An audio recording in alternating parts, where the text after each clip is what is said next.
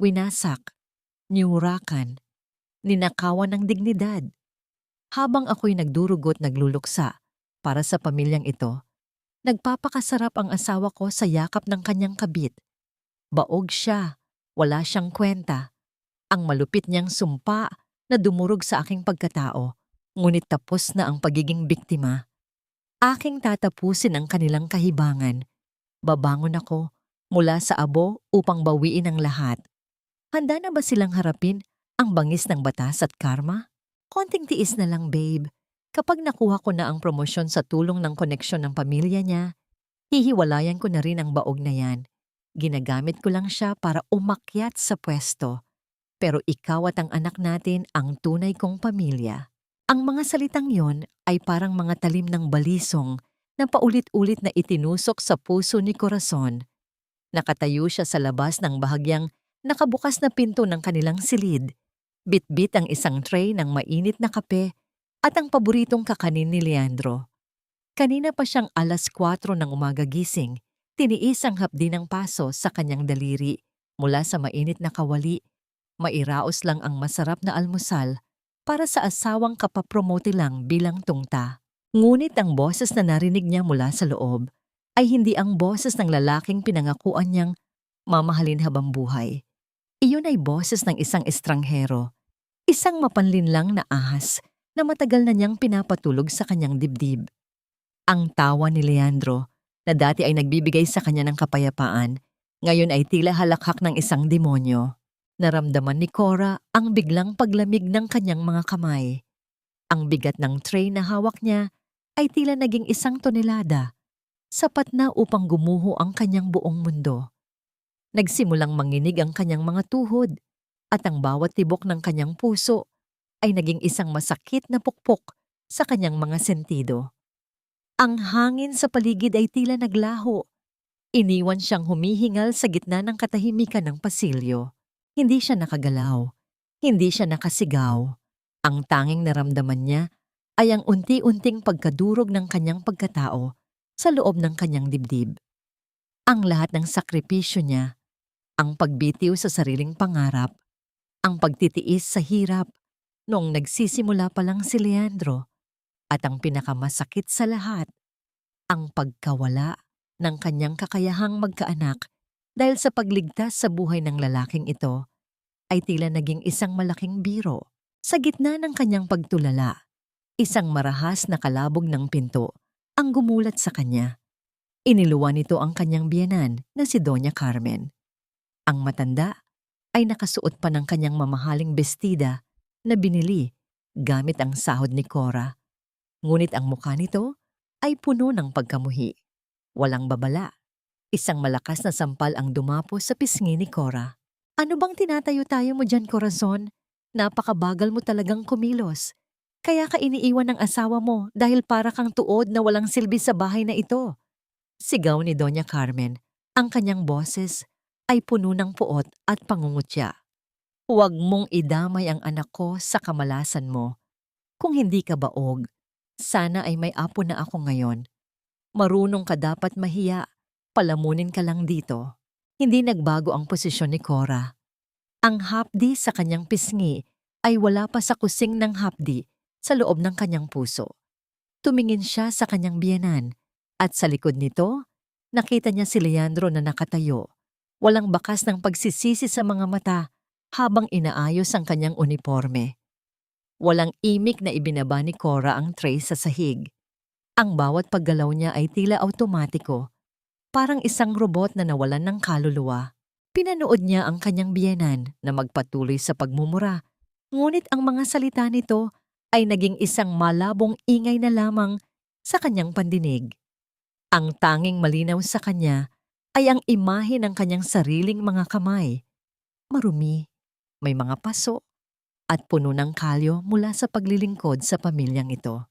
Bakit ko nga ba ibinigay ang lahat para sa isang taong ang tingin sa akin ay isang hagdanan lamang na pwedeng tapakan at iwanan kapag nakarating na sa itaas? Hanggang kailan ako papayag na ang sarili kong dugo ang maging tinta sa pagsulat ng tagumpay ng taong wumasak sa akin? Tumalikod si Cora nang hindi nagsasalita. Sa bawat hakbang niya palayo, sa silid na yon, ang lamig sa kanyang puso ay unti-unting napapalitan ng isang nagbabagang apoy. Hindi apoy ng galit na nawawala, kundi apoy ng isang desisyon. Isang desisyon na babago sa lahat. Iniwan niyang nakatayo ang dalawa, habang ang tanging narinig sa buong bahay ay ang tunog ng kanyang mga yabag na tila isang hudyat ng paparating na unos. Naka-poker face si Cora habang pinagmamasdan ng asawang si Leandro na dahan-dahang lumalapit sa kanya sa kusina. Ang bawat hakbang ng lalaki ay tila isang babala ng panganib, ngunit nanatiling kalmado ang kanyang muka. Cora, mahal ko, alam mo namang ginagawa ko ang lahat para sa atin, di ba? Ani Leandro, sa kanyang pinakamalambing na boses, ang boses na dati ay nagpapalunod kay Cora sa tiwala.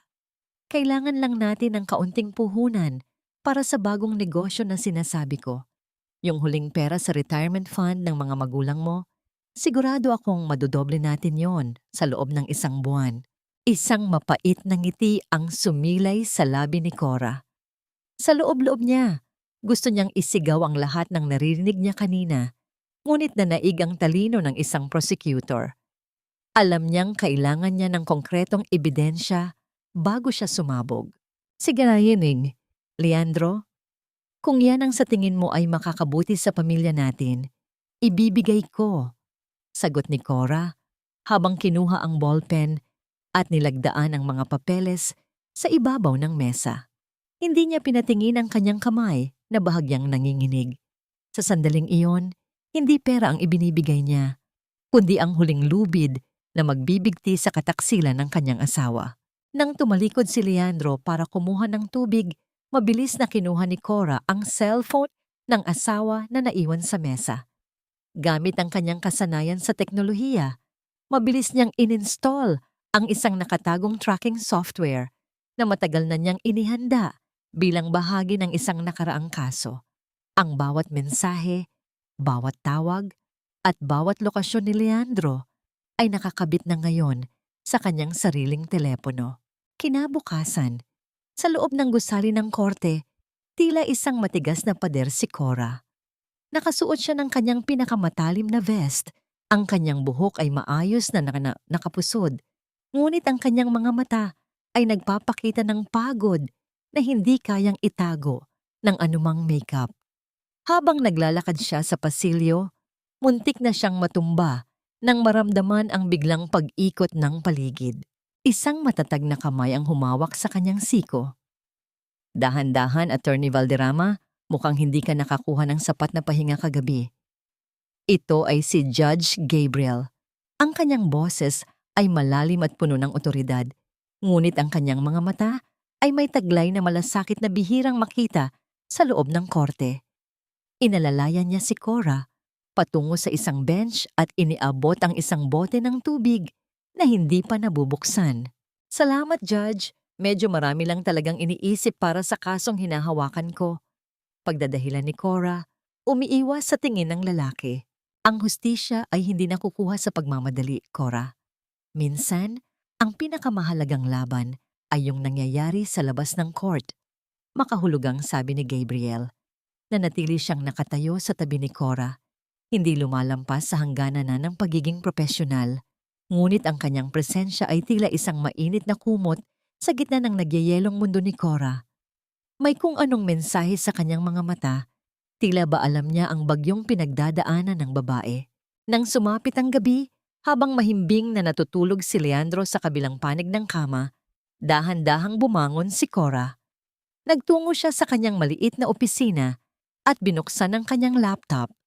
Ang tanging liwanag sa silid ay ang asul na sinag mula sa screen na nagbibigay ng kakaibang anino sa kanyang mukha. Isa-isa niyang sinuri ang mga bank transfers ni Leandro. Doon niya nakita ang katotohanang mas masakit pa sa sampal ni Doña Carmen. May malalaking halaga ng pera na regular na inililipat sa isang account sa pangalan ng isang Vanessa San Jose. Ang mga petsa ng transfer ay tumatapat sa mga araw na sinasabi ni Leandro na siya ay nasa overtime o nasa military drill. Dahan-dahang itinaas ni Cora ang kanyang kamay at hinawakan ang kanyang singsing sa kasal. Pinakatitigan niya ito. Ang gintong tila naging isang tanikala sa kanyang leeg. Sa isang tahimik na desisyon, dahan-dahan niyang hinugot ang singsing mula sa kanyang daliri. Ang bawat milimetro ng paghila ay tila pagpunit sa kanyang sariling laman. Inilagay niya ang singsing sa pinakailalim na bahagi ng kanyang drawer, sa tabi ng mga dokumento ng kanyang mga naging sakripisyo. Isang bagong notification ang lumabas sa kanyang laptop mula sa tracking software. Isang address ang nag-flash sa screen, isang luxury condominium sa Green Hills. Ang lokasyon ni Leandro tuwing Sabado ng hapon. Kinuha ni Cora ang susi ng kanyang sasakyan. Ang kanyang puso ay tumitibok ng mabilis, hindi dahil sa takot, kundi dahil sa pananabik na makita ang katotohanan hanggang sa huling hibla nito. Alam niyang sa sandaling lisanin niya ang bahay na ito ngayong gabi, wala na siyang babalikan. Tahimik niyang binuksan ang pinto ng garahe. Tinitiyak na ang tunog ng makina ay hindi gigising sa asawang taksil. Habang dahan-dahang umaatras ang sasakyan, tiningnan niya ang madilim na bintana ng kanilang silid. Ito na ang huling pagkakataon na lolokohin mo ako, Leandro. Bulong niya sa hangin. Pinaharurot ni Cora ang sasakyan patungo sa address na nasa screen. Ang mga ilaw ng kalsada ay tila mga luhang dumadaloy sa kanyang paningin, ngunit ang kanyang mga kamay sa manibela ay matatag. Sa bawat pag-ikot ng gulong, mas lalong lumalakas ang kanyang determinasyon. Narating niya ang gusali at pumarada sa isang madilim na sulok. Tumingala siya sa 15 palapag kung saan may isang unit na tanging nakabukas ang ilaw. Ang bawat tibok ng puso ni Cora ay tila isang tambol na nagbababala sa katahimikan ng basement parking. Nakaupo siya sa loob ng kanyang madilim na sasakyan, mahigpit ang hawak sa manibela habang ang kanyang mga mata ay hindi umaalis sa pintuan ng elevator. Ang lamig na nagmumula sa aircon ay hindi sapat upang pawiin ang butil-butil na pawis na namumuo sa kanyang noo. Sa pagkakataong ito, hindi siya ang matapang na prosecutor na humaharap sa mga kriminal. Siya ay isang sugatang asawa na naghahanap ng huling piraso ng katotohanang dudurog sa kanyang natitira pang pag-asa. Bumukas ang pinto ng elevator at iniluwan nito ang 2 tao. Pakiramdam ni Cora ay tumigil ang pag-ikot ng mundo. Si Leandro, ang lalaking kilala niya sa kanyang plansadong uniforme at striktong anyo, ay tila naging ibang tao. Nakasuot ito ng simpleng t-shirt, nakangiti, at ang kanyang braso ay nakapulupot sa baywang ng isang babaeng tila pinitas na rosas sa umaga. Vanessa. Siya ay bata, maganda, at ang kanyang balat ay tila hindi pa nadadapuan ng anumang hirap ng buhay. Ngunit ang mas nakapagpatigil sa paghinga ni Cora ay ang malaking umbok sa tiyan ng babae. Vanessa was pregnant, and by the way Leandro looked at her, there was no doubt whose child it was. "Babe, huwag mong kalimutan yung promise mo ah. Yung diamond ring na nakita natin sa mall kahapon," narinig ni Cora, ang malambing at bahagyang pabebe na boses ni Vanessa na umaling-awngaw sa tahimik na parking lot. "Reward ko yon sa pagdadala ng baby boy mo." Huminto si Leandro, hinalikan ng noo ng babae at dahan-dahang itinuon ang kanyang paningin sa tiyan nito. Hinaplos niya ito nang may pag-iingat na kailanman ay hindi niya ipinakita kay Cora pagkatapos ng trahedyang nangyari sa kanya. "Of course, mahal. Kahit ano, ibibigay ko. Iyan ang magiging unang regalo ko sa tunay kong tagapagmana. Hindi tulad ng bahay na yon. Dito sa piling niyo, pakiramdam ko ay buhay na buhay ako." Ang salitang tunay na tagapagmana ay tila isang mainit na bakal na idiniin sa puso ni Cora. Ang anak na nawala sa kanya dahil sa pagliligtas sa buhay ni Leandro ay tila itinapon na lamang sa limot. Ang sakripisyong naging dahilan ng kanyang pagiging baog ay naging isang sumpa sa paningin ng asawa. Gamit ang kanyang nanginginig na mga kamay, itinaas ni Cora ang kanyang telepono. Pinilit niyang pakalmahin ang kanyang sarili habang kinukunan ng litrato ang bawat haplos, bawat halik, at ang bawat ngiting ipinagkait sa kanya sa loob ng maraming taon. Ang bawat shutter ng kamera sa kanyang isipan ay tila isang pako na ibinabaon sa kabaong ng kanilang pagsasama. Ang mga luha ay nagsimulang dumaloy sa kanyang mga pisngi, mainit at puno ng pait, ngunit hindi siya gumawa ng anumang tunog. Pinigilan niya ang kanyang paghikbi hanggang sa sumakit ang kanyang dibdib. Sa gitna ng kanyang pagmamasid, isang lalaking nakasuot ng itim na jacket at sombrero ang dumaan sa harap ni Leandro at Vanessa. Sandaling nagtagpo ang tingin ng lalaki at ni Vanessa. Isang mabilis at makahulugang tango ang ibinigay ng lalaki na sinagot naman ni Vanessa ng isang nakatagong ngiti bago muling humilig sa balikat ni Leandro. Sino ang lalaking iyon at bakit tila may lihim silang pagkakaunawaan? Nabalik ang atensyon ni Cora nang makitang papunta na ang dalawa sa sasakyan ni Leandro na nakaparada ilang metro lang ang layo sa kanya. Sa gitna ng matinding emosyon, hindi sinasadyang nasagi ng siko ni Cora ang kontrol ng kanyang radyo. Ang matinis na tunog ng static at biglang paglakas ng isang kanta ay bumasag sa nakabibinging katahimikan ng basement. Ang tunog ay tila isang pagsabog sa gitna ng gabi. Napatigil sina Leandro at Vanessa. Ang ngiti sa mukha ni Leandro ay agad na napalitan ng pagkabigla at paghihinala. Dahan-dahan niyang binitawan si Vanessa at humarap sa direksyon ng sasawang sasakyan ni Cora. Ang kanyang mga mata ay nanlilisik habang pilit na inaaninag ang taong nasa loob ng madilim na sasakyan. Sino yan? Ang malamig na tanong ni Leandro na umalingaw-ngaw sa parking lot habang dahan-dahan siyang humahakbang papalapit sa kinaroroonan ni Cora. Mabilis na isinalpak ni Cora ang kambyo sa reverse habang ang anino ni Leandro ay lalong lumalaki sa salamin ng kanyang bintana. Sa isang iglap, bago pa man mahawakan ng asawa ang door handle, mabilis niyang inapakan ang silinyador. Ang pag-atras ng sasakyan ay lumikha ng isang matinding hiyaw ng mga gulong sa semento. At sa gitna ng usok at amoy ng nasunog na goma, mabilis niyang naitaboy ang sasakyan palayo.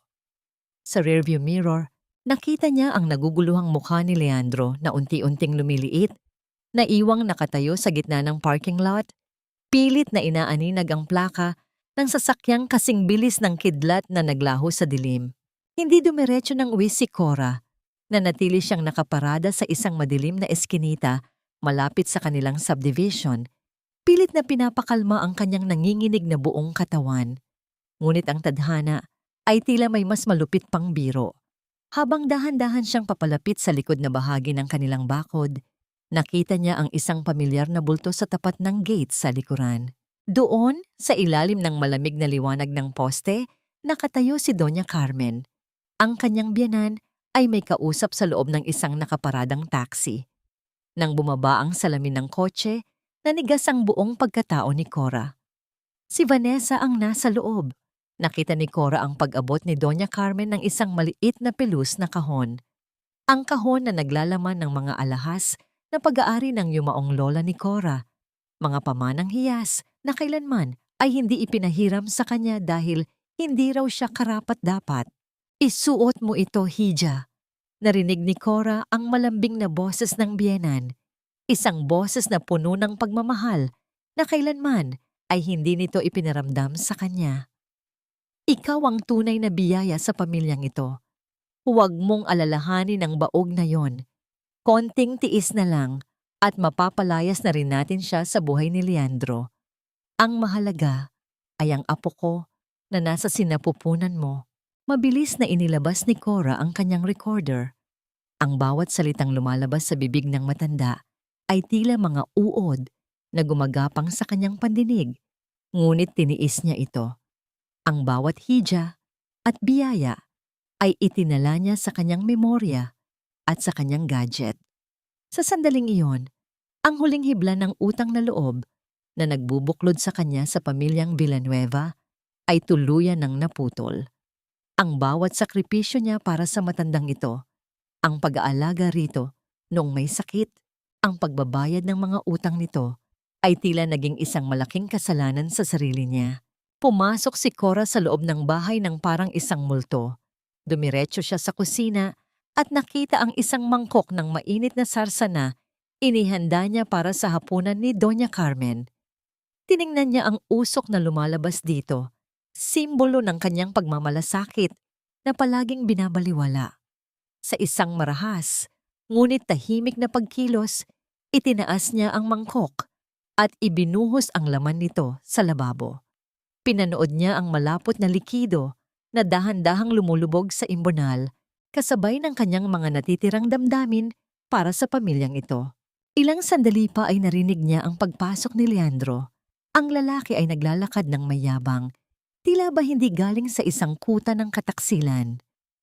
"Cora, nandyan ka na pala," ani Leandro habang inaayos ang kanyang kwelyo sa harap ng salamin. "May mahalagang balita ako. Sa susunod na linggo na, ang PNP Award Ceremony. Bibigyan ako ng medalya para sa outstanding service. Gusto kong nandoon ka at gusto kong imbitahan mo ang mga magulang mo. Kailangan nilang makita kung gaano kalayo na ang narating ko." Humarap si Cora sa asawa. Ang kanyang mukha ay isang pader ng kawalang malay. "Sige Leandro, gagawin ko ang gusto mo. Gusto ko ring makita ng lahat kung anong klaseng serbisyo ang ibinibigay mo." Ang mahinang sagot ni Cora na may nakatagong talim sa bawat pantig. Sa loob ng kanyang madilim na opisina sa Hall of Justice, tila malulunod si Cora sa tumpok ng mga papeles na nasa kanyang harapan. Ang tanging liwanag ay nagmumula sa isang maliit na desk lamp na nagbibigay ng mahabang anino sa kanyang pagod na mukha. Hawak niya ang mga dokumento ng bank transfers ni Leandro, mga numerong nagpapatunay sa bawat kasinungalingan, bawat gabi ng pagpupuyat niya sa wala, at bawat sentimong ninakaw sa kanilang kinabukasan. Isang mahinang katok sa pinto ang bumasag sa kanyang malalim na pag-iisip. Hindi pa man siya nakakasagot. Dahan-dahang bumukas ang pinto at pumasok si Judge Gabriel. Agad na sinubukan ni Cora na itago ang mga dokumento sa loob ng isang dilaw na folder. Ngunit huli na ang lahat. Nakita ni Gabriel ang pamilyar na pangalan ng asawa ni Cora sa itaas ng mga financial records. Imbes na magtanong ng marahas, lumapit si Gabriel at tahimik na naupo sa silya sa tapat ng mesa ni Cora. Ang kanyang presensya ay tila isang angkla sa gitna ng nagngangalit na dagat. "Hindi mo kailangang pasanin ang lahat ng ito ng mag-isa, Cora." Ang mahinahon niyang sabi, ang boses ay puno ng katapatan. "Matagal ko nang napapansin ang mga irregularidad sa mga proyekto ni Colonel Villanueva. Hindi ako narito bilang isang judge, kundi bilang isang kaibigan na gustong tumulong sa paghahanap ng hustisya." Sa sandaling iyon, ang pader na matagal nang itinatayo ni Cora ay tuluyan ng gumuho. Ang kanyang mga kamay, na sanay humawak ng mga mabibigat na kaso, ay nagsimulang manginig ng walang kontrol. Ang unang patak ng luha ay bumagsak sa ibabaw ng folder na sinundan pa ng marami. Hindi ito ang iyak ng isang biktima, kundi ang iyak ng isang babaeng pagod na sa pagiging matatag para sa mga taong hindi siya pinahahalagahan.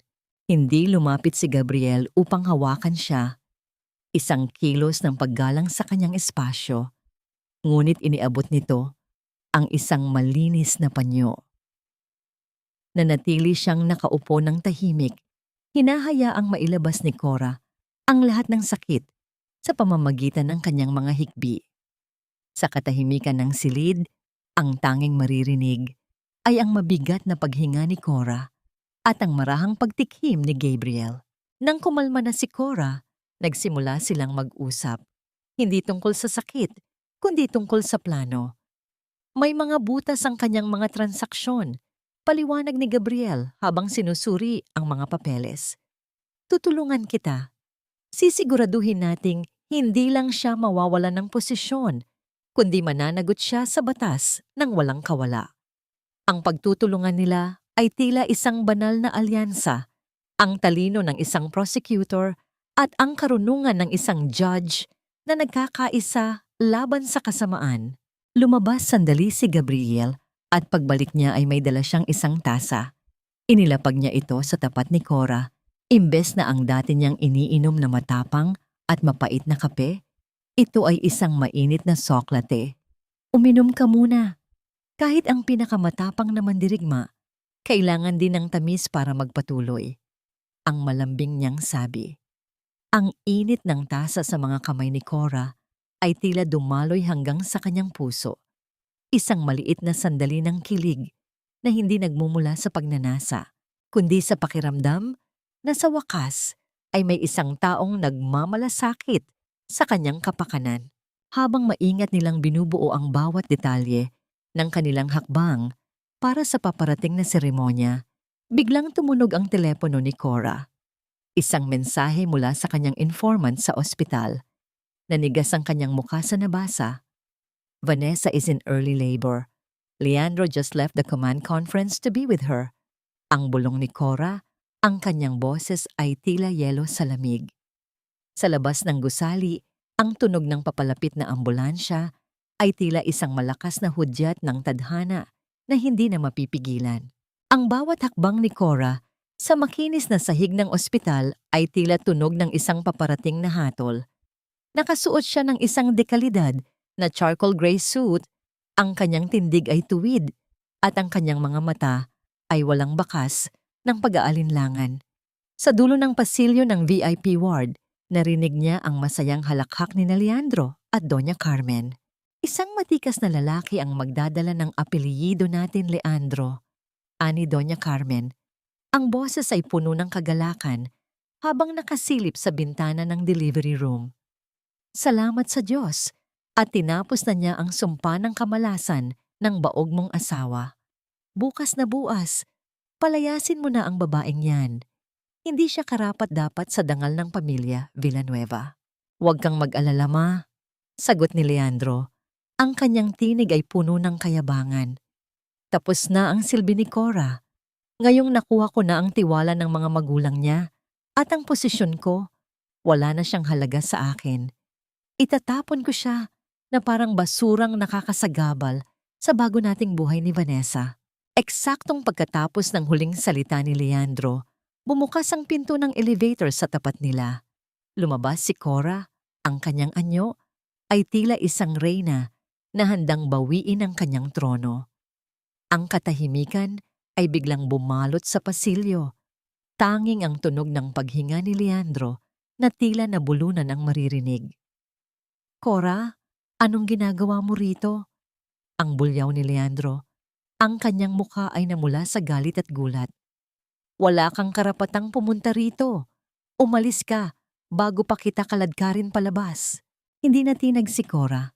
Sa halip, kinuha niya ang isang makapal na asul na envelope mula sa kanyang bag at buong lakas na isinalaysay ito sa dibdib ni Leandro. Ang mga papel ay nagliparan sa sahig. Puting mga pahina na tila mga talulot ng bulaklak sa isang libing. Iyan ang divorce papers, Leandro. Pirmahan mo o magkikita tayo sa impyerno ng korte. Ang malamig na deklarasyon ni Cora. Lalong naganggit-ngit si Doña Carmen. Napakawalang hiya mo talaga. Sa gitna ng panganganak ng babaeng tunay na nagmamahal sa anak ko, dito ka gagawa ng eksena? Itinaas ng matanda ang kanyang kamay upang sampalin si Cora, ngunit sa isang mabilis at matatag na pagkilos, sinalo ni Cora ang pulso ng matanda. Huwag mo nang subukan, Carmen. Ang bulong ni Cora, ang boses ay tila talim ng kutsilyo. Ang bawat alahas na suot mo, ang bawat gamot na iniinom mo, ay galing sa pawis ko. Huwag mong kakalimutan na ang kuta ng kasalanang itinayo nyo ay ako ang nagpondo. At ngayong araw, kukunin ko na ang lahat. Kasabay ng kanyang huling salita, bumukas muli ang elevator. Sa pagkakataong ito, lumabas si Judge Gabriel, kasunod ang pangkat ng PNP Internal Affairs at isang kumpol ng mga reporter na may hawak na naglalakihang kamera. Ang puting liwanag ng mga flash ay paulit-ulit na tumama sa gulantang na mukha ni Leandro. Colonel Leandro Villanueva, ikaw ay nasa ilalim ng pag-aresto para sa kasong malversation of public funds graft, at corruption. Ang malakas na pagbasa ng warrant ng isang opisyal sa harap ng maraming tao, sa harap ng mga kamera na magpapakita ng kanyang mukha sa buong bansa. Nilapitan siya ng opisyal at marahas na hinubad ang mga medalya at ranggo sa kanyang balikat. Ang tunog ng mga punit na tela ay tila hudyat ng kanyang ganap na pagbagsak. Malamig na tunog ng bakal na nagkiskisa ng umaling-awngaw sa pasilyo nang ikabit ang posas sa mga kamay ni Leandro. Ang kanyang mukha na dati ay puno ng kayabangan ay napalitan ng matinding hiya, isang kahihiyang hindi na mabubura habang buhay. Cora, tulungan mo ako. Cora, asawa mo ako.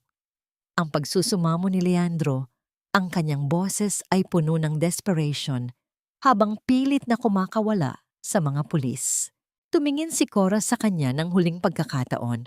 Walang galit, walang poot, tanging isang malalim na kawalan. Tinalikuran niya ang asawang taksil habang ang mga reporter ay patuloy sa pagkuha ng bawat segundo ng kanyang pagbagsak. Ngunit bago pa man makahakbang palayo si Cora, isang marahas na tunog ng pagkabukas ng pinto ng delivery room ang nagpahinto sa lahat. Isang yarsang balisa at pawis na pawis ang tumakbo palabas. Ang kanyang mukha ay maputla at puno ng takot. Sino po ang pamilya? May matinding problema po sa bata at sa pasyente. Kailangan namin ng pirma para sa emergency surgery. Ngayon din. Hindi po normal ang bata. Mayroon siyang malalang kondisyon sa utak at mga paa na maaaring maging sanhi ng habambuhay na kapansanan. Ang mga salitang iyon mula sa doktor ay tila mga tipak ng yelo na bumagsak sa gitna ng pasilyo. Si Doña Carmen, na kanina lang ay nagmamalaki tungkol sa tunay na tagapagmana, ay dahan-dahang napasandal sa pader. Ang kanyang mga labi ay nanginig at ang kanyang mga mata ay nanlaki sa hindi maipaliwanag na takot. Ang apo na inaakala niyang magliligtas sa dangal ng pamilya ay siya palang magiging krus na kanilang dadalhin. Hindi maaari. Ang nauutal na bulong ni Doña Carmen. Ang sabi ni Vanessa, isang malusog na lalaki, ang sabi niya, hindi na natapos ng matanda ang kanyang sasabihin. Ang matinding bigla at ang bigat ng sunod-sunod na kamalasan ay nagdulot ng isang marahas na pagputok sa loob ng kanyang ulo. Sa isang iglap, ang kanang bahagi ng kanyang muka ay dahan-dahang lumaylay at ang kanyang katawan ay bumagsak sa malamig na sahig ng ospital. Sa pagbagsak na yon, ang suot niyang kwintas na gawa sa mga bihirang perlas, ang alahas na ipinagdamot niya kay Cora, ay naputol. Ang bawat butil ng perlas ay gumulong sa sahig, nagkalat sa ilalim ng mga upuan, at ang isa ay dahan-dahang naapakan ng isang nagmamadaling nurse, dahilan upang ito ay maging pira-pirasong alikabok sa semento. Ito ang simula ng gaba. Ang tahimik ngunit tumpak na paniningil ng tadhana. Sa loob ng recovery room, nagising si Vanessa na puno ng pag-asa, ngunit agad itong napalitan ng puot nang malaman ang nangyari kay Leandro. Ano? Nakulong siya? Na-freeze ang lahat ng accounts niya? Ang histerikong sigaw ni Vanessa sa isang kaibigang bumisita nang iabot sa kanya ng yaya ang sanggol, marahas niya itong itinulak palayo. Ayoko sa batang yan. Salot yan. Sinira niyo ang buhay ko. Ang kanyang mga mata na dati ay puno ng tamis ay naging tila mga mata ng isang nasusuklam na hayop. Wala siyang pakialam sa dugong nagmula sa kanya. Tanging ang gintong nawala ang kanyang iniiyakan. Habang nangyayari ang kaguluhang ito sa loob, nakaupo si Cora sa loob ng kanyang sasakyan sa parking lot ng ospital. Pinagmamasdan niya ang malalaking patak ng ulan na humahampas sa kanyang windshield. Sa malayo, nakita niya ang pagkarga kay Doña Carmen sa isang stretcher patungo sa intensive care unit. Walang galit sa puso ni Cora, tanging isang malalim na buntong hininga ng kalayaan. Isang giyera na hindi niya ginusto ang natapos na at siya ang nanatiling nakatayo. Isang solong luha ang dahan-dahang gumulong sa kanyang pisngi. Hindi luha ng sakit, kundi luha ng pagpapaalam sa 12 taon ng kanyang buhay na nasayang. Samantala, Sa loob ng malamig at madilim na selda, nararamdaman ni Leandro ang tunay na bagsik ng realidad. Ang amoy ng ihi, ang siksikang mga katawan ng mga kriminal na dati ay hinuhuli niya, at ang malalamig na tingin ng mga ito ay tila sumasakal sa kanya. Ang tungta na dati ay kinatatakutan ay isa na lamang bilanggo na may numerong nakatatak sa dibdib. Bawat tawa ng kanyang mga kasama sa selda ay tila pangungutya sa kanyang nakaraan. Dito, ang kanyang ranggo ay walang halaga, ang kanyang boses ay walang kapangyarihan. Sa gitna ng kadiliman, lumapit si Vanessa sa bintana ng kanyang silid, tinitiyak na walang nakikinig. Kinuha niya ang isang nakatagong cellphone at mabilis na nag-dial ng isang numero. "Kailangan ko nang umalis dito. Kunin mo ako bukas ng gabi. Iiwan ko ang bata. Iiwan ko ang lahat. Basta siguraduhin mong ligtas ang perang itinabi natin." Ang mabilis niyang bulong. Ang boses ay puno ng kataksilan, nahihigit pa sa ginawa ni Leandro kay Cora. Nang sumunod na umaga, gamit ang huling natitirang pera sa isang lihim na vault na hindi nahanap ng mga awtoridad, nagbayad si Leandro ng pansamantalang piyansa. Sa kanyang isipan, naniniwala siyang si Vanessa at ang kanilang anak ang magiging kanlungan niya sa gitna ng bagyong ito. Hindi niya alam na ang tanging daratnan niya ay isang bakanting silid at ang malamig na simoy ng panloloko. Dahan-dahang pinihit ni Leandro ang doorknob ng kanilang luxury condominium. Ang bawat himaymay ng kanyang kalamnan ay tila sumisigaw sa pagod at bugbog mula sa malamig na selda. Sa kabila ng hapdi ng kanyang mga sugat, may isang maliit na ngiti sa kanyang mga labi. Sa kanyang isipan, naroon si Vanessa na naghihintay sa kanya, handang magbigay ng kalinga, at ang kanilang anak na magiging simula ng kanyang bagong buhay. Naniniwala siyang kahit nawala ang kanyang ranggo, mayroon pa siyang pamilyang babalikan. Ngunit ang katahimikang sumalubong sa kanya ay tila isang malamig na tubig na ibinuhos sa kanyang nagbabagang pag-asa. Ang amoy ng mamahaling pabango ni Vanessa ay naroon pa, ngunit ang sigla ng tahanan ay naglaho. Walang TV, walang mga mamahaling dekorasyon, at wala ang mga gamit na binili niya para sa babae. Ang bawat sulok ng unit ay tila isang libingan ng mga alaala ng kanyang pagtataksil. "Vanessa? Mahal? Nandito na ako." Ang paos na tawag ni Leandro, ang kanyang boses ay nanginginig sa takot. Nagmadali siyang pumunta sa kanilang silid, ngunit ang tanging tumambad sa kanya ay ang isang bakanting kama at ang isang maliit na basket sa gitna ng sahig.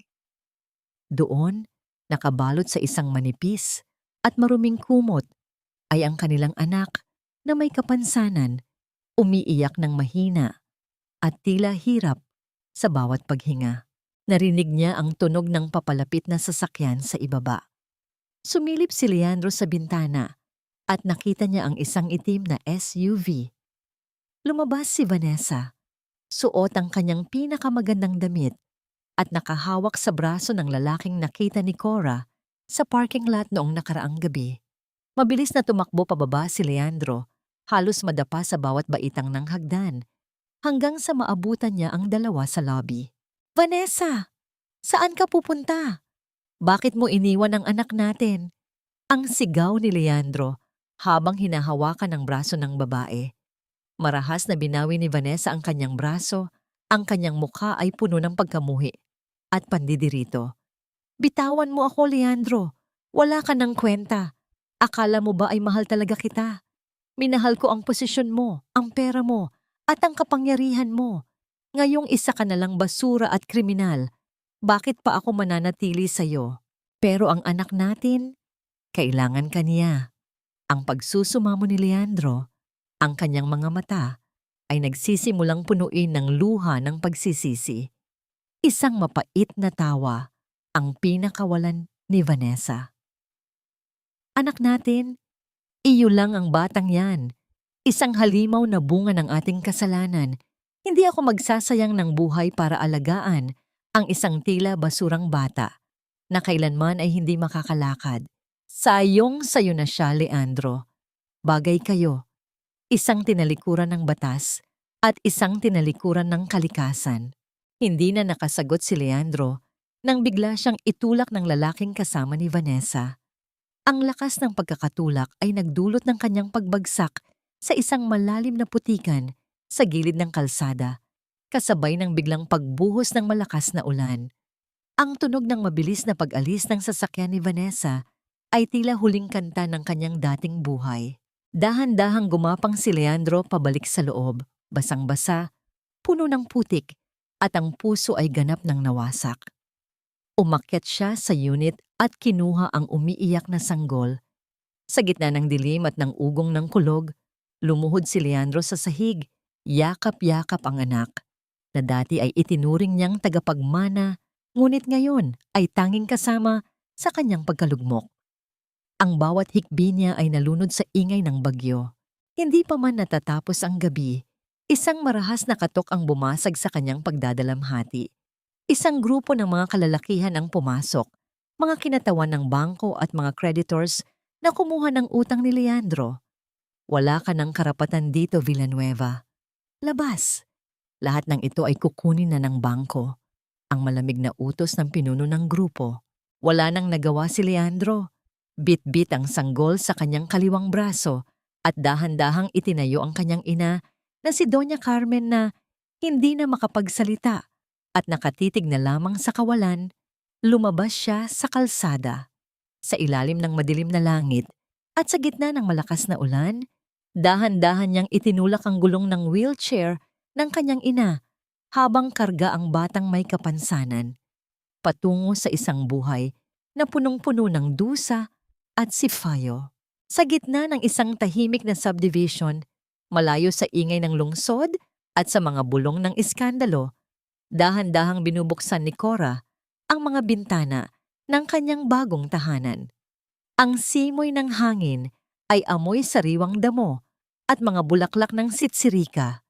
Isang malaking kaibahan sa tuyo at malamig na hangin ng dati niyang buhay na puno ng pagpapanggap. Ang bawat sulok ng maliit na bahay na ito ay pinili niya, mula sa kulay ng kurtina hanggang sa mga halamang nakatanim sa paso. Ito ang kanyang santuaryo, ang lugar kung saan ang bawat patak ng luha ay napapalitan na ng pag-asa. Habang maingat niyang inaayos ang mga bagong pitas na bulaklak sa isang florera, narinig niya ang mahinang tunog ng isang sasakyan na huminto sa labas. Hindi niya kailangang sumilip sa bintana upang malaman kung sino ito. May kakaibang kapayapaan na hatid ang bawat pagdating ng lalaking ito. Si Judge Gabriel ay pumasok na may dalang isang maliit na puno ng lemon na nakatanim sa isang paso. Ang kanyang barong ay bahagyang nakatupi ang mga manggas at may bakas ng dumi ng lupa sa kanyang mga kamay. Naisip ko na kailangan ng garden mo ng kaunting asim para mas tumamis ang paligid. Ang biro niya, ang boses, ay mababa at puno ng init. Salamat, Gabriel. Sakto lang ang dating mo. Katatapos ko lang magtimpla ng tsaa. Sagot ni Cora, isang tunay na ngiti ang sumilay sa kanyang mga labi. Pinanood niya ang lalaki habang maingat nitong inilalapag ang halaman sa veranda. Walang pagmamadali. Sa bawat galaw nito, walang hinihinging kapalit. Tanging presensya lamang na tila isang gamot sa kanyang mga sugat. Naupo sila sa veranda habang dahan-dahang lumulubog ang araw, nagbibigay ng kulay kahel na liwanag sa paligid. Inabot ni Gabriel ang baso ng tsa, ngunit sa halip na uminom agad, tiningnan niya ang mga kamay ni Cora. Ang mga paso at kalyo na nakuha niya sa paglilingkod sa mga taong hindi siya pinahalagahan ay unti-unti nang naghihilom. Dahan-dahang ipinatong ni Gabriel ang kanyang kamay sa ibabaw ng kamay ni Cora. Hindi ito isang marahas na paghawak, kundi isang tahimik na pangako ng proteksyon. Naramdaman ni Cora ang init ng palad ng lalaki, isang pakiramdam na matagal na niyang kinalimutan. Sa sandaling iyon, dahan-dahang isinandal ni Cora ang kanyang ulo sa balikat ni Gabriel. Ang bango ng sabon at ang matatag na tibok ng puso ng lalaki ay tila isang himig na nagpapatulog sa lahat ng kanyang mga takot. Hindi mo na kailangang maging matapang sa harap ko, Cora. Ang bulong ni Gabriel habang dahan-dahang hinahaplos ang buhok ng babae. Dito, ligtas ka. Ang bawat salita ay tila isang haplos sa kanyang kaluluwa, isang pagkilala sa kanyang halaga na hindi kailanman ibinigay sa kanya ni Leandro. Sa ilalim ng nagbabagong kulay ng langit, ang katahimikan sa pagitan nila ay sapat na. Isang pag-ibig na hindi kailangang isigaw dahil nararamdaman sa bawat paghinga. Ngunit ang kapayapaang iyon ay pansamantalang nabasag ng mapansin ni Cora ang isang puting envelope na nakasingit sa ilalim ng kanyang pinto. Dahan-dahan, siyang tumayo at kinuha ito. Walang pangalan ng nagpadala, tanging ang address lamang niya ang nakasulat. Nang buksan niya ang envelope, isang larawan ang nalaglag sa sahig. Ang kanyang puso ay tila tumigil sa pagtibok nang makita ang nilalaman nito. Sa larawan, nakita niya ang isang lalaking halos hindi na makilala, madungis, payat, at may dalang mga mabibigat na sako sa isang madilim na pantalan. Sa likod ng lalaki, aninag ang isang wheelchair kung saan nakaupo ang isang matandang babaeng tila bangkay na naglalakad. May nakasulat na maikling mensahe sa likod ng larawan sa madilim na tinta. Ang hustisya ng tao ay tapos na, ngunit ang singil ng tadhana ay kasisimula pa lamang. Sapat na ba ito upang mapatahimik ang iyong puso? Naramdaman ni Cora ang muling paglamig ng kanyang mga daliri. Tumingin siya sa malayo, sa direksyon kung saan ang dagat ay tila humahalik sa langit. Ang anino ni Leandro sa larawan ay tila isang multo mula sa nakaraan na ayaw siyang tantanan. Ang sikat ng araw sa pantalan ng Maynila ay hindi tulad ng liwanag na nagbibigay ng pag-asa. Ito ay isang malupit na latigo na humahagupit sa hubad na balat ni Leandro. Wala na ang kanyang plansadong uniforme na may mga bituin sa balikat. Ang tanging suot niya ngayon ay isang madungis at butas-butas na sando, basang-basa ng malagkit na pawis at nababalot ng makapal na alikabok mula sa mga sako ng semento. Ang bawat pagpasan niya ng mabigat na sako ay nagdudulot ng isang nakakangilong tunog sa kanyang mga buto sa likod. Nadarama niya ang bawat butil ng semento na tila mga maliliit na karayom na tumatagos sa kanyang mga sugat. Noong siya ay tungtapa, ang tanging mabigat na hawak niya ay ang pluma at ang kanyang awtoridad. Ngayon, ang bawat kilo ng kargamento ay tila ang bigat ng lahat ng kanyang mga kasalanan na kailangan niyang bayaran sa bawat hakbang sa ibabaw ng mabuhay na tabla. Sa isang sulok ng madilim at mabahong bodega, malapit sa mga naglalakihang container, nakaupo sa isang kinakalawang na wheelchair si Doña Carmen. Ang dating matapang at mapagmataas na babae ay tila isang anino na lamang ng kanyang nakaraan. Ang kanyang kanang bahagi ng katawan ay nananatiling matigas at walang buhay, habang ang kanyang mga mata ay walang sawang nakatitig sa kawalan. Ang mga langaw ay malayang dumadapo sa kanyang mga labi, ngunit wala siyang lakas upang itaboy ang mga ito. Ang tanging tunog na lumalabas sa kanyang lalamunan ay isang mahina at nakapanlulumong huni ng pagsisisi. Nakatali sa harap ng dibdib ni Leandro ang kanyang anak na si Gabrielito, ang batang tinawag ni Vanessa na Halimaw. Ang bata ay umiiyak ng mahina. Ang kanyang maliliit at baluktot na mga paa ay sumasabay sa bawat pag-ugoy ng katawan ng ama. Ang init at ang ingay ng mga makina ay tila nagpapahirap sa bata, ngunit wala silang ibang mapupuntahan. Ito ang kanilang bagong mundo. Isang mundo ng dumi, gutom, at kawalan ng dangal. Hoy Villanueva! Bilisan mo ang kilos! Para kang pagong na naglalakad! Ang sigaw ng kanilang kapatas, isang lalaking may malaking tiyan at may hawak na listahan. Kung hindi mo kayang tapusin ang 300 sako bago magdilim, huwag kang aasang may pambili ka ng gatas ng anak mong iyan. Opo, boss, malapit na po. Ang paos na sagot ni Leandro. Ang kanyang boses ay wala ng bakas ng otoridad. Tanging pagsusumamo na lamang. Yumuko siya. Tinitiis ang mura at panlalait ng mga kapwa niya kargador na dati ay dadaan sa harap niya ng may pagsaludo. Ngayon, ang tanging natatanggap niya ay mga dura sa lupa at mga tawang puno ng pangungutya. Nang sumapit ang oras ng pahinga, naupo si Leandro sa semento sa tabi ng wheelchair ng kanyang ina. Kinuha niya ang isang pirasong tinapay na kanina pa nakabalot sa lumang dyaryo. Ang tinapay ay matigas na at puno ng alikabok. Ngunit ito lamang ang tanging pagkaing meron sila para sa buong araw. Dahan-dahan niyang pinunit ang maliliit na bahagi ng tinapay, dinurog ito sa kanyang mga daliri at dahan-dahang isinubo sa kanyang anak. Pinanood niya ang bata habang pilit na nginunguya ang tuyong tinapay. Ang bawat lunok ng bata ay tila isang saksak sa puso ni Leandro. Naalala niya ang mga hapon sa kanilang lumang bahay kasama si Cora. Naalala niya ang mga masasarap na putahing inihahanda nito, ang malinis na lamesa, at ang malamig na tubig na laging naghihintay sa kanya. Isang malalim na pagsisisi ang gumapang sa kanyang dibdib. Pinagpalit niya ang langit para sa isang sandaling kaligayahan na nauwi sa impyerno. Patawad ma, patawad anak. Ang bulong ni Leandro habang hinahaplos ang tuyot na buhok ng kanyang ina. Ang mga luha niya ay humalo sa dumi sa kanyang mukha.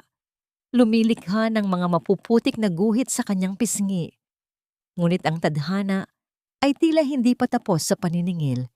Isang malakas na tunog ng kumakalas na kadena mula sa itaas ang bumasag sa katahimikan ng bodega. Ang isang malaking kargamento ng mga bakal na tubo ay biglang nawalan ng balanse. Iwas!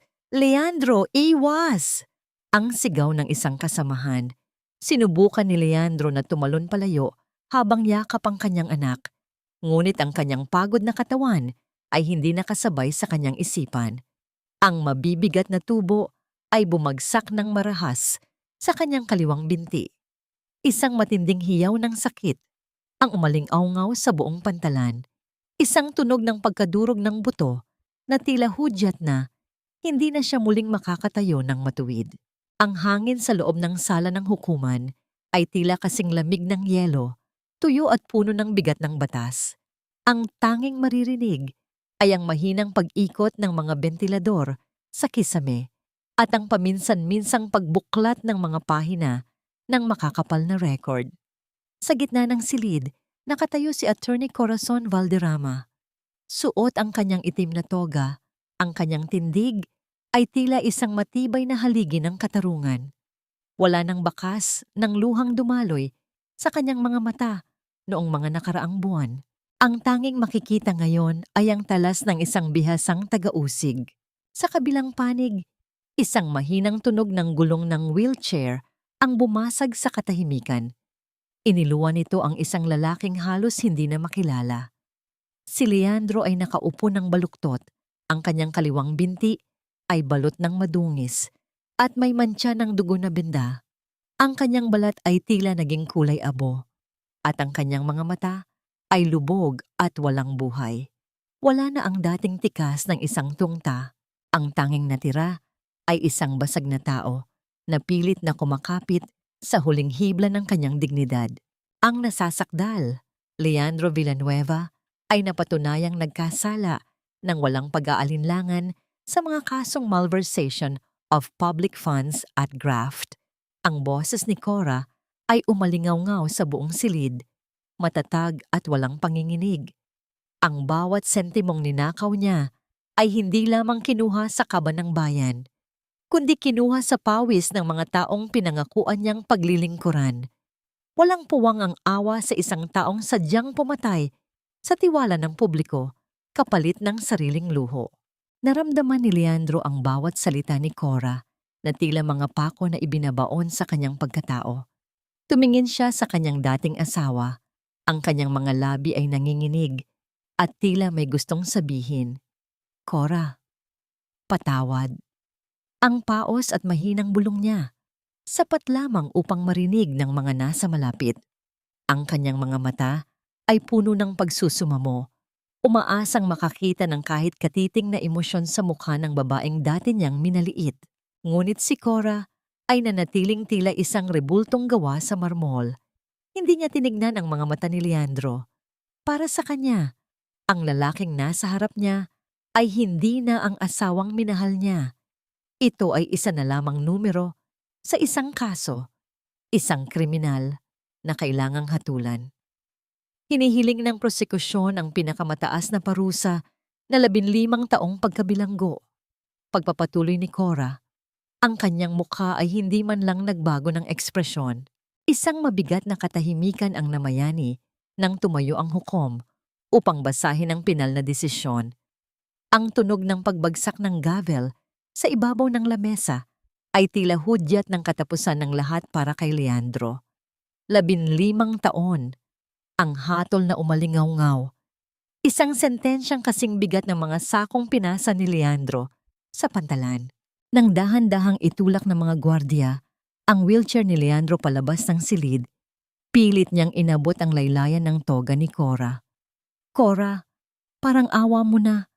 Ang anak ko, si Ma. Ang hagulgol ni Leandro, ang kanyang boses ay puno ng desperasyon. Ang hiya na nararamdaman niya sa harap ng maraming tao ay higit pa sa sakit ng kanyang nadurog na binti. Ngunit hindi tumigil si Cora. Lumingon siya ng bahagya, ngunit ang kanyang tingin ay lumampas lamang kay Leandro. Tila ba tinitingnan niya ang isang hangin. Mabilis niyang inayos ang kanyang mga dokumento at inilagay ang mga ito sa kanyang bag. Ang bawat kilos niya ay puno ng layunin at katiyakang tapos na ang bahaging ito ng kanyang buhay. Bago tuluyang mailabas si Leandro, isang opisyal ng bilangguan ang lumapit sa hukom. Your Honor, may ulat po mula sa medical facility ng Bureau of Corrections. Dahil sa malalang kondisyon ng kanyang binti na nagsisimula ng mabulok at ang kawalan ng sapat na pasilidad sa loob, pansamantalang tinanggihan ang pagtanggap sa kanya sa National Penitentiary. Ang tadhana ay tila may mas malupit pang plano. Imbes na sa loob ng semento ng bilangguan, iniutos ng hukom na manatili si Leandro sa ilalim ng house arrest sa kanyang kasalukuyang tirahan, ang tinitirhan niyang barong-barong sa tabi ng pantalan habang nagpapagaling sa ilalim ng mahigpit na pagbabantay. Ito ay isang hatol na mas masakit pa sa kulungan. Ang mabulok sa bawat araw sa gitna ng kahirapan habang nakikita ang sariling katawan na unti-unting namamatay nang walang perang pambili ng gamot at walang taong handang tumulong. Naglakad si Cora palabas ng korte. Ang tunog ng kanyang mga heels sa sahig ay tila isang masayang musika ng kalayaan. Sa labas, ang sikat ng araw ay tila bumabalot sa kanya. Binabasbasan ang kanyang bagong simula. Ang bawat patak ng ulan sa butas-butas at kinakalawang na yero ng kanilang barong-barong ay tila isang mabilis na ritmo ng pag-uusig. Sa loob ng madilim at masikip na silid, ang tanging liwanag ay nagmumula sa isang maliit na upos ng kandila na unti-unti nang nauubos. Ang hangin ay mabigat, amoy luma at amoy ng sakit na matagal nang iniinda. Sa ibabaw ng isang manipis at punit-punit na banig, nakahiga si Doña Carmen. Ang kanyang katawan na dati ay punong-puno ng sigla at pinalalamutian ng mga gintong alahas, ay tila naging isang tuyong sanga na lamang. Ang kanyang mga pisngi ay lubog, at ang kanyang paghinga ay mababaw at pasumpong-sumpong. Tila ba nakikipag-agawan sa bawat segundo ng buhay na natitira sa kanya. Ma, uminom ka muna ng kahit kaunting tubig. Ang paos na pagsusumamo ni Leandro habang dahan-dahang gumagapang patungo sa kanyang ina. Ang kanyang sariling binti, na balot ng maruming tela at nangangamoy na ng pagkabulok, ay tila isang mabigat na kadena na nagpapabagal sa bawat kilos niya. Hinalughog ni Leandro ang kanyang mga bulsa nang may panginginig. Wala siyang nahanap kundi mga butas at alikabok. Ni isang barya para pambili ng kahit isang pirasong gamot ay wala siya. Naalala niya ang mga vault na dati ay punong-puno ng pera, ang mga mararangyang hapunan, at ang mga mamahaling regalo para kay Vanessa. Ang lahat ng iyon ay tila mga multo na nanunuya sa kanyang kasalukuyang kahirapan. Ang kanyang kasakiman ay hindi lamang nagdulot ng kanyang pagbagsak, kundi unti-unti ring pumapatay sa kaisa-isang taong nanatili sa kanyang tabi. Biglang bumukas ang mga mata ni Doña Carmen. Sa gitna ng labo ng kanyang paningin, tila nagkaroon siya ng isang sandali ng kalinawan. Tumingin siya sa kanyang anak at pagkatapos ay sa paligid ng tinitirhan nilang tila kulungan ng hayop. Ang kanyang mga labi ay nanginig at ang kanyang mga kamay, na dati ay mabilis humampas at manakit, ay pilit na inabot ang kamay ni Leandro. Leandro! Ang mahinang ungol ng matanda, ang boses ay tila isang tuyong dahon na hinihipan ng hangin. Ang lahat ng ito, ang dusa natin, ito ang bunga ng ating ginawa. Isang butil ng luha ang dahan-dahang gumulong mula sa malabong mata ng matanda. Sa kanyang huling mga sandali, hindi ang ginto ang kanyang hinanap at hindi rin ang karangyaan. Ang kanyang isipan ay bumalik sa mga araw na ang kanilang bahay ay malinis, mabango, at puno ng kalinga ni Cora.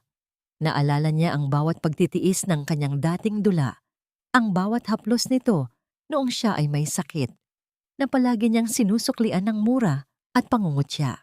Cora, patawad. Ang thetaw na huling salita ni Doña Carmen, isang malalim na hininga ang pinakawalan niya. Ang kanyang mga mata ay nanatiling nakatitig sa kawalan at ang kanyang kamay ay dahan-dahang bumagsak sa banig, malamig at wala ng buhay. Ma! Ma! Huwag mo akong iwan! Ma! Ang hagulgol ni Leandro na umalingaw-ngaw sa gitna ng dagundong ng kulog at hagupit ng hangin sa labas. Niyakap niya ang malamig na bangkay ng kanyang ina. Isinasandal ang kanyang mukha sa tuyot nitong balat. Ang kanyang iyak ay hindi lamang iyak ng pangungulila. Ito ay iyak ng isang taong naging huli na ang lahat para sa pagsisisi. Ang kanyang kasakiman at kataksilan ang siyang kumuha sa lahat ng mahalaga sa kanya, ang kanyang dangal, ang kanyang anak, at ngayon, ang kanyang ina. Sa gitna ng kanyang pagdadalamhati, isang biglang liwanag mula sa mga headlight ng isang sasakyan ang tumama sa mga butas ng kanilang dingding, pansamantalang nagbigay ng liwanag sa tiluang na eksena sa loob. Isang sasakyan ang huminto sa tapat ng kanilang barong-barong sa gitna ng dilim ng gabi. Ang pintuan ng sasakyan ay bumukas at isang anino ng isang lalaki ang lumabas. Bit-bit ang isang payong upang sanggahin ang malakas na ulan. Ito ay si Judge Gabriel. Tiningnan niya ang tinitirhan ni Leandro. Ang kanyang mukha ay puno ng isang malalim na timpla ng awa at katotohanan. Nakita niya ang talamak na kahirapan, ang amoy ng kamatayan, at ang gumuho ng pagkatao ni Leandro Villanueva. Ang balita ni Gabriel ay tila isang huling patak ng ulan na tumapos sa isang napakahabang bagyo. Sa loob ng mainit at maliwanag na sala ni Cora, ang katahimikan ay hindi nakakabingi, kundi puno ng isang uri ng kapayapaang ngayon lang niya naramdaman. Nakatayo si Gabriel malapit sa pintuan. Ang kanyang barong ay bahagyang basa sa balikat, at ang kanyang mga mata ay nanatiling nakatitig kay Cora nang may malalim na pag-unawa.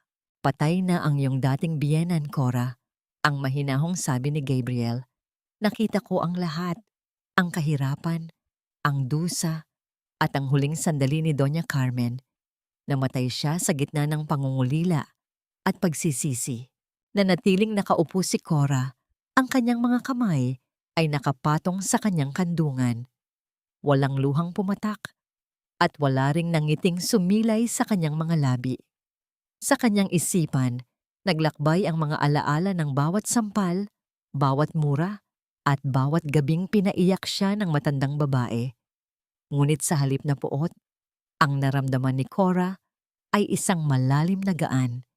Tila ba may isang mabigat na kadena na dahan-dahang kumasalas sa kanyang puso. Hindi ko alam kung dapat ba akong malungkot o matuwa, Gabriel. Ang mahinang bulong ni Cora. Ngunit ang tanging nararamdaman ko ay ang pagtatapos. Ang bahaging iyon ng buhay ko ay tuluyan na ngang naging abo. Tumayo si Cora at nagtungo sa kanyang kwarto. Pagbalik niya, hawak niya ang isang puting envelope. Gabriel, parang awa mo na. Huwag mong sasabihin sa kanya na galing ito sa akin. Ibigay mo ito sa punerarya sa tapat ng pantalan. Sapat na ito para sa isang disenteng kabaong at isang simpleng serbisyo. Hindi ko ito ginagawa para sa kanya, kundi para sa sarili ko. Ayokong ang huling alaala ko sa pamilyang iyon ay ang amoy ng mabulok na kahirapan. Kinuha ni Gabriel ang envelope. Ang kanyang daliri ay bahagyang dumampi sa kamay ni Cora. Napakabuti ng iyong puso, Cora. Ang pagpapatawad ay hindi para sa ikabubuti ng nagkasala, kundi para sa kalayaan ng biktima. Ngayong gabi, malaya ka na talaga. Lumapit ang lalaki at dahan-dahang niyakap si Cora. Isang yakap na puno ng paghanga at pag-asa para sa kanilang kinabukasan. Nang makaalis si Gabriel, nagtungo si Cora sa kanyang maliit na hardin. Kinuha niya ang isang lumang litrato mula sa kanyang bulsa, ang litrato ng kanyang kasal kung saan ang lahat ay tila perpekto at puno ng pangako. Gamit ang isang maliit na posporo, sinilaban niya ang dulo ng papel. Pinanood niya ang apoy habang dahan-dahang kinakain ang mukha ni Leandro, ang kanyang sariling ngiti at ang mapagkunwaring anyo ng kanyang biyenan. Nang maging abo na ang lahat, isinaboy niya ito sa ilalim ng puno ng lemon na itinim ni Gabriel. Paalam sa nakaraan. Ang huling bulong ni Cora sa hangin. Binalikan ni Cora ang loob ng bahay at saktong bumukas ang telebisyon para sa huling balita. Ang mukha ng isang babaeng pamilyar ay lumabas sa screen, ngunit halos hindi na ito makilala. Isang malalang aksidente sa sasakyan ang naganap sa probinsya ng Laguna. Ani ng reporter. Ang biktima, na kinilalang si Vanessa San Jose, ay kritikal ang kondisyon matapos tangayin ng kanyang kasama ang lahat ng kanyang dalang pera at iwanan siyang sugatan sa gitna ng kalsada. Ang tunog ng balita ay umalingaw-ngaw sa tahimik na silid ni Cora. Ang huling piraso ng kataksilan ay nahanap na rin ang sariling kabayaran. Sa loob ng isang masikip at maingay na ward ng ospital ng pamahalaan, ang hangin ay nangingibabaw ang amoy ng malakas na alkohol, agas, at ang hindi maipaliwanag na lansa ng dugo. Sa gitna ng ingay ng mga gulong ng stretcher at ang mahihinang ungol ng mga pasyente, nakahiga si Vanessa. Ang bawat sentimetro ng kanyang mukha at leeg ay nababalot ng makapal na benda. Tanging ang kanyang mga mata at labi na lamang ang aninag sa ilalim ng puting tela. Ang mga matang dati ay puno ng mapang-akit na kislap at kayabangan, ay puno na ngayon ng matinding takot at kawalan ng pag-asa. Sa tuwing sinusubukan niyang igalaw ang kanyang mukha, naramdaman niya ang matinding hapdi ng mga lapnos na balat. Ang bungang tulog ng kanyang kagandahang ginamit niya upang manira ng tahanan ay tuluyan na ngang natunaw sa init ng nagbabagang bakal noong gabi ng aksidente. "Nurse! Ang salamin ko. Nasaan ang salamin ko?" Ang paos at mahinang tanong ni Vanessa. Ang boses ay tila isang tuyong kaluskos sa gitna ng silid. Walang sumagot sa kanya. Ang mga nurse ay mabilis na naglalakad, abala sa mas maraming pasyenteng nangangailangan ng agarang atensyon. Ang babaeng dati ay nakasanayan na ang lahat ay sumusunod sa kanyang bawat nais ay isa na lamang bilang sa kama. Isang pasyenteng walang bumibisita, walang nagdadala ng prutas, at walang humahawak sa kanyang kamay. Ang gintong ninakaw niya mula kay Leandro at ang perang pinaghirapan ni Cora ay wala na. Tinangay ng lalaking akala niya ay kanyang bagong pag-asa. Iniwan siyang duguan at nanginginig sa gilid ng kalsada. Isang matandang yarsang naglilinis ng ward ang dahan-dahang lumapit sa gilid ng kanyang kama. Gamit ang isang plastic na bag, kinuha nito ang mga gamit ni Vanessa na nakalagay sa maliit na cabinet. Isang basag na pitaka, isang maruming suklay, at isang mamahaling lipstick na kulay matingkad na pula. ang huling simbolo ng kanyang pagiging mapagmataas. Nang walang pag-aalinlangan, itinapon ng Yarsa ang lipstick sa basurahan ng mga gamit na medikal, kasabay ng mga ginamit na bulak at hiringgilya. Ito na ang huling bakas ng kanyang pagiging kabit na dahan-dahan nang nilalamon ng limot. Gaba? Iyan ang tawag sa nangyayari sa Yohija, ang mahinang bulong ng matandang Yarsa habang pinupunasan ng sahig sa ilalim ng kanyang kama. Ang mga salitang yon ay tila mas masakit pa sa mga sugat ni Vanessa. Ang batas ng tadhana ay hindi nakasulat sa papel, ngunit ito ay nararamdaman sa bawat tibok ng pusong puno ng pagsisisi. Sa gitna ng kanyang pagluha, isang mabigat na tunog ng mga sapatos na gawa sa balat ang huminto sa tapat ng kanyang kama. Dalawang lalaki na nakasuot ng barong at may hawak na mga dokumento ang tumingin sa kanya nang walang kaabog-abog. Sila ay mga opisyal mula sa National Bureau of Investigation. Vanessa San Jose, ikaw ay opisyal na inaaresto sa kasong complicity at lalong-lalo na sa pagtatago at paggastos ng mga nakaw na yaman mula sa gobyerno na nagmula kay Leandro Villanueva. Ang malamig na pagbasa ng warrant. Sa sandaling lumabas ka sa ospital na ito, direkta kang dadalhin sa Correction Center for Women. Nais sumigaw ni Vanessa. Nais niyang magmura at lumaban. Ngunit ang tanging lumabas sa kanyang mga labi ay isang mahinang iyak ng kahinaan. Ang kanyang mundo ay naging isang madilim na selda bago pa man siya makarating sa kulungan. Ang kagandahang naging sandata niya ay naging kuta ng kanyang sariling pagkakakulong. Sa labas ng bintana ng ospital, ang langit ay dahan-dahang nagiging madilim, hudyat ng paparating na gabi. Sa dulo ng pasilyo, isang anino ng isang lalaking naka-wheelchair at may kargang bata ang dahan-dahang lumipas, hindi alam na ang babaeng sumira sa kanyang buhay ay nasa kabilang panig lamang ng pader, kapwa nagbabayad sa isang kasalanang walang kapatawaran.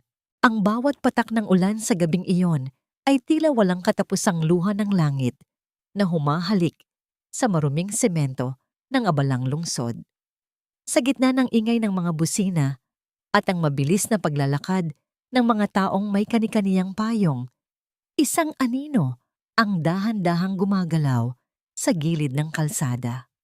Si Leandro ay tila isang basang-basahan na itinapon sa kalsada.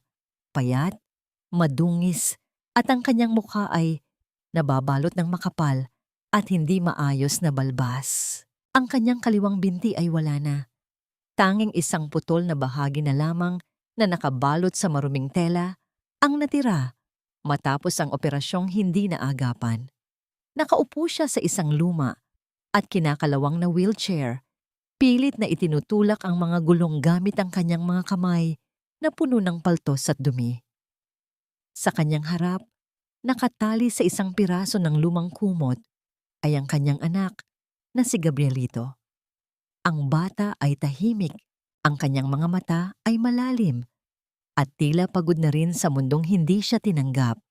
Ang tanging init na nararamdaman ng bata ay ang mabilis na tibok ng puso ng kanyang ama na puno ng takot at sipayo.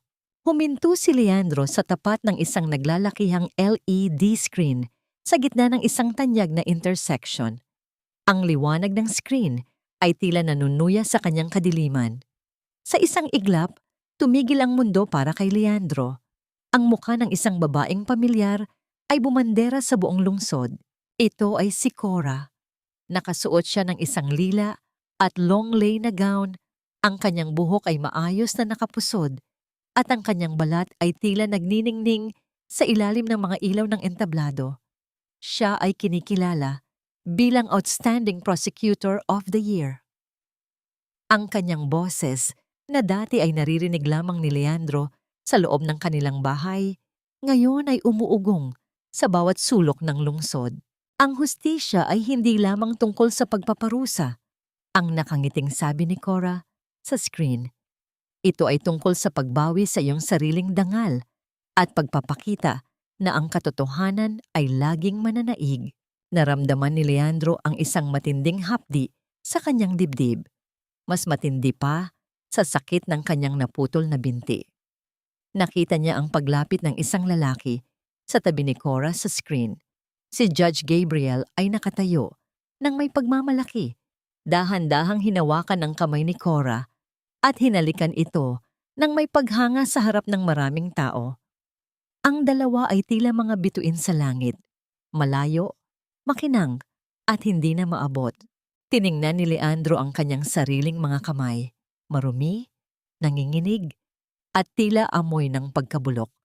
Tumingin siya sa kanyang anak na ngayon ay nanginginig sa lamig ng ulan. Isang malakas na hikbi ang kumawala sa kanyang lalamunan, ngunit walang nakarinig sa kanya sa gitna ng ingay ng ulan at ng lungsod. Ang babaeng tinawag niyang baog at walang silbi ay siya palang pinakamahalagang kayamanan na itinapon niya ng kusa. Dahan-dahan niyang itinulak ang kanyang wheelchair palayo sa liwanag ng screen. Ang bawat pag-ikot ng gulong ay tila isang hatol ng tadhana na nagsasabing huli na ang lahat. Wala siyang pera, wala siyang tirahan, at wala siyang kinabukasan. Ang tanging natira sa kanya ay ang isang anak na hindi makakalakad at ang isang alaala ng kaligayahang kailanman ay hindi na babalik. Nang dahan siyang pumasok sa isang madilim at makipot na eskinita, ang anino ni Leandro ay unti-unting nilamon ng kadiliman. Ang tunog ng kanyang wheelchair ay dahan-dahang naglaho, kasabay ng kanyang pagkatao na tuluyan ng nabaon sa limot. Ang huling nakita sa kanya ay ang kanyang pagyuko. Yakap-yakap ang kanyang anak, habang ang ulan ay patuloy na bumubura sa kanyang mga bakas sa mundo. Ang sikat ng umaga na tumatagos sa bintana ng silid ni Cora ay hindi na nakasisilaw. Ito ay tila isang malambot na haplos na gumigising sa kanyang diwa nang may dalang katahimikan. Huminga siya ng malalim, ninanamnamang amoy ng bagong luyang tsa at ang samyo ng mga bulaklak sa kanyang hardin. Wala na ang mabigat na bara sa kanyang dibdib. Wala na ang kaba sa bawat yabag na naririnig sa labas ng pinto. Ang katahimikan sa loob ng kanyang bahay ay hindi na nakabibingi, kundi isang himig ng ganap na kalayaan. Naglakad si Cora patungo sa isang maliit na puntod sa ilalim ng isang puno ng nara sa sementeryo. Doon nakahimlay ang anak na hindi niya nasilayan, ang sanggol na nawala sa kanya dahil sa pagliligtas sa buhay ng isang lalaking hindi karapat-dapat. Dahan-dahan niyang inilapag ang isang kumpol ng puting bulaklak ng sitsirika. Sa pagkakataong ito, hindi siya umiiyak sa sakit. Ang bawat luhang pumatak ay luha ng pagpapaubaya. Malaya na tayo, anak. Ang mahinang bulong ni Cora habang hinahaplos ang malamig na marmol. Pinapatawad ko na ang aking sarili sa lahat ng taon na pinili kong manatili sa dilim. Pinapatawad ko na ang bawat pagkakataong hinayaan kong yurakan ang aking dangal sa ngalan ng isang huwad na pag-ibig. Sa kanyang puso, ang pagpapatawad ay hindi para kay Leandro, kundi para sa sarili niyang kaluluwa upang hindi na ito muling mabigatan ng puot. Ang anino ni Leandro ay isa na lamang malabong bahagi ng kanyang nakaraan, isang leksyon na nagpatibay sa kanya, ngunit wala ng kapangyarihan na saktan siya. Naramdaman ni Cora ang isang pamilyar na init sa kanyang balikat. Si Gabriel ay nakatayo sa kanyang likuran, hindi nagsasalita, tanging presensya lamang na nagbibigay ng matatag na pundasyon.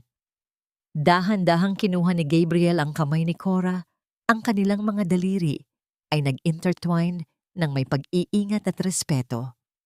Ang nangingibabaw na kapayapaan sa pagitan nila ay sapat na upang sabihing ang bukas ay hindi na muling magiging madilim. Handa ka na bang umuwi, Cora? Ang malambing na tanong ni Gabriel, ang boses ay tila isang pangako ng isang buhay na ligtas at puno ng kalinga. Oh, Gabriel, handa na ako. Sagot ni Cora, ang kanyang mga mata ay nagniningning sa ilalim ng sikat ng araw. Sa kanilang paglalakad palayo sa puntod, hindi na muling lumingon si Cora sa likod. Ang bawat hakbang niya ay puno ng katiyakan. Natutunan niya na ang tunay na pag-ibig ay hindi pagsasakripisyo hanggang sa maubos ang sarili, kundi ang paghahanap ng taong tutulong sa'yo na maging buo muli. Ang kwento ni Cora ay isang paalala na ang tadhana ay may sariling paraan ng paniningil at ang hustisya ay laging dumarating sa mga taong marunong maghintay ng may dangal. Ang bawat sugat ay naghihilom at mula sa abo ng pagtataksil, isang mas matatag at mas magandang bukas ang laging naghihintay na sumibol.